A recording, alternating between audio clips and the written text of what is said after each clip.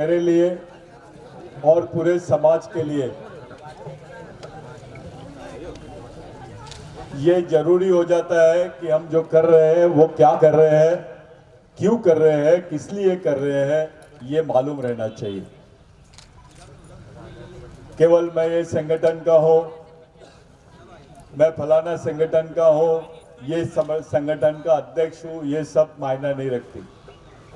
यहां दिमाग में क्या है, आपके विचारों में क्या है, ये बड़ी चीज है। इतनी बुरी परिस्थिति में हम लोग इतने लोग जमा हो रहे हैं, किसी नेता के बगैर, किसी मंत्री के बगैर, ये बहुत बड़ी बात है। और जिन लोगों ने ये कार्यक्रम अरेंज किए, जिन लोगों ने ये कार्यक्रम का आयोजन किया है, सब लोग उनके लिए तालियां बजाओ। वो पहले हकदार है इन सब चीजों के। आप लोग बिरसा मुंडा के बारे में जानना चाहेंगे या टंट्या मामा के बारे में? दोनों के बारे में। ठीक है। मैं एक बात आपको बताना चाहता हूं। एक प्रोग्राम है, मैं उनको वहां पे भी जाना है, उनको भी समय देना है, लेकिन कुछ चीजें मैं आपसे बात करके जाना चाहता हूं। मैं भाषण नहीं करूंगा, सिर्फ बात करूंगा। जब भगवान टंट्याभिल को पकड़ा गया, धोखे से अपने लोगों ने गद्दारी की है, तब ब्रिटिश टाइम करके एक अखबार था जो पूरे देश में जाता था। तब बिरसा मुंडा की उम्र सिर्फ 14 वर्ष की थी, 14-15 वर्ष की होगी। वहां पे लिखा हुआ था, इंडियन रॉबिन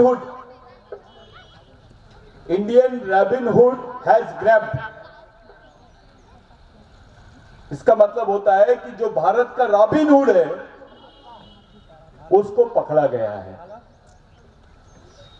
और ये अंग्रेज अफसर ने लिखा कि टंट्याभिल, जिसको भगवान की भांति लोग मानते हैं, भगवान से ज्यादा मानते हैं, उस टंट्याभिल को देखने के लिए करीब 5 लाख लोग जमा हुए थे। कि ये टंट्याभिल है कौन?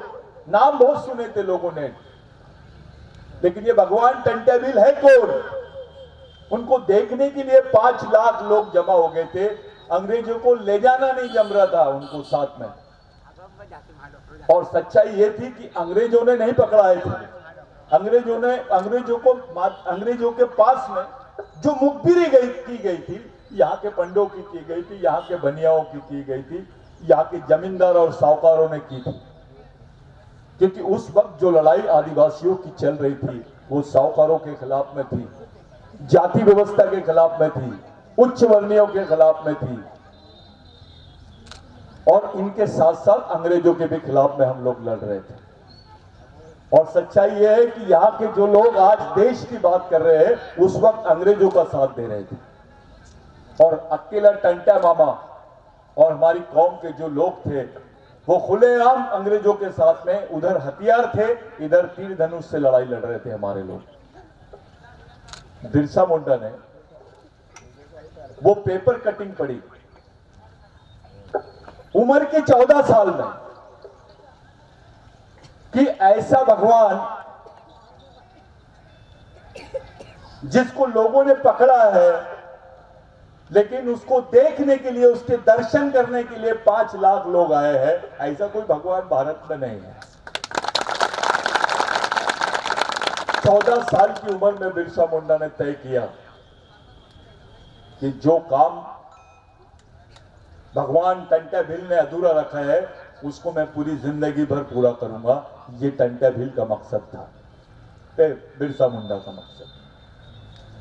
क्योंकि टंट्या मामा को पकड़ लिया गया था, उसको फांसी देने की तरफ ले जा रहे थे।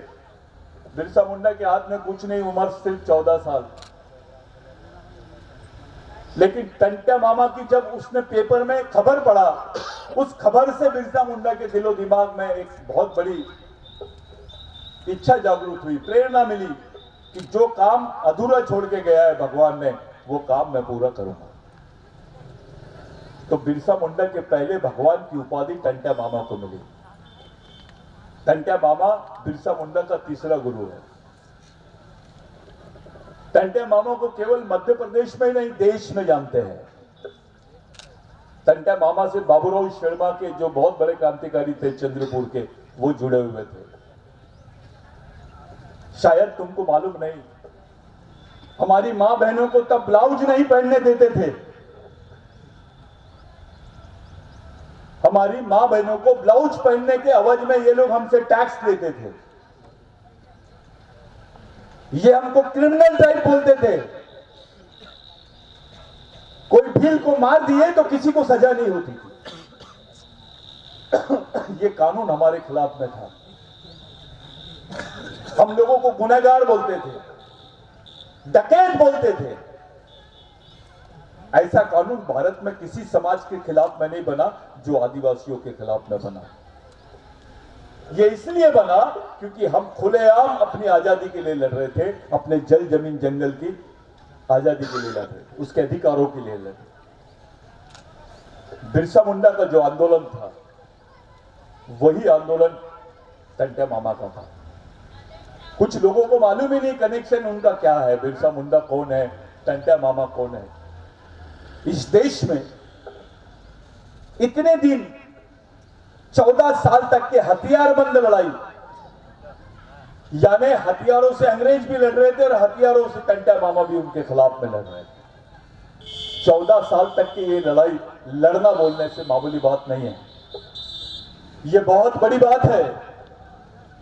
14 साल तक के टंट्या मामा लड़ते रहा और ये खबर पूरे देश नहीं तो विश्व में बहुत सारे देशों को पता चल गई।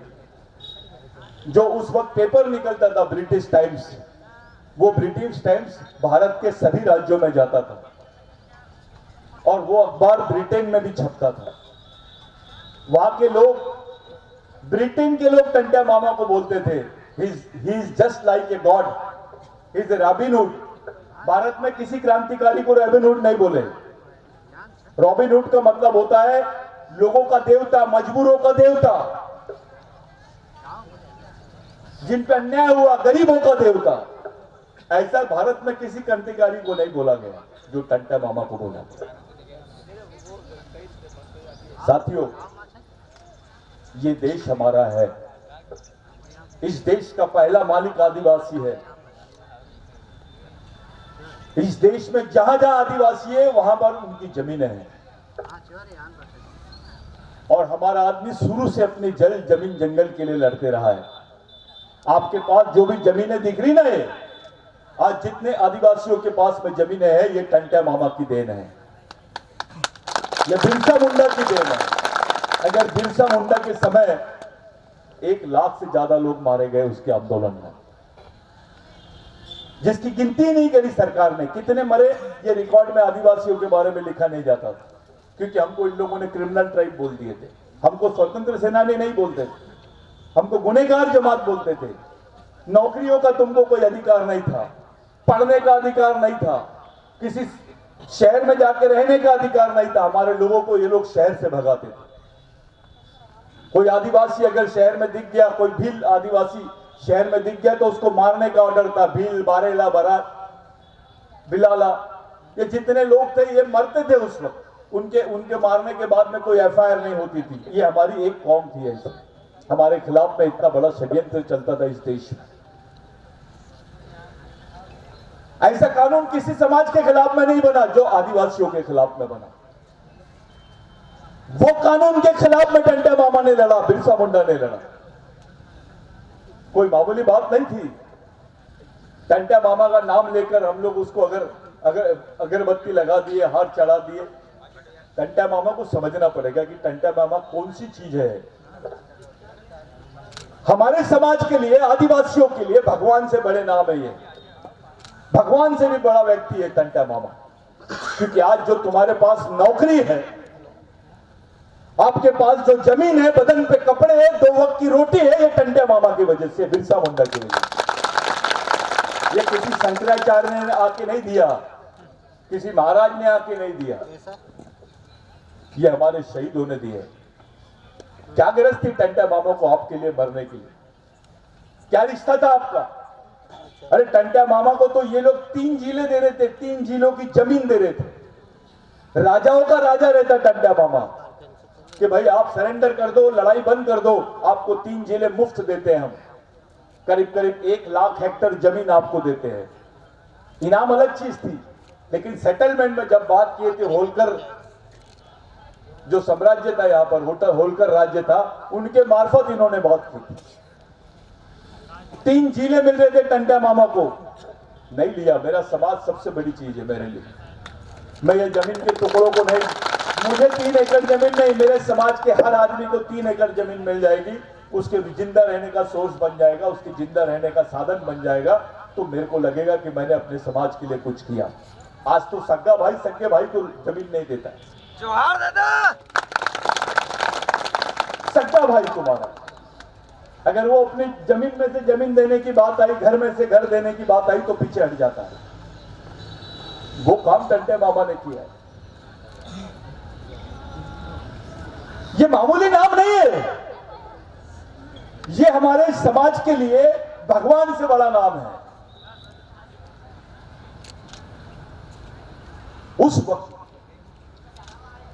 हमारे को नौकरियां नहीं मिलती थी, हमारे लोग सरकारी नौकरी में जाना चाहिए करके खुद टंटा मामा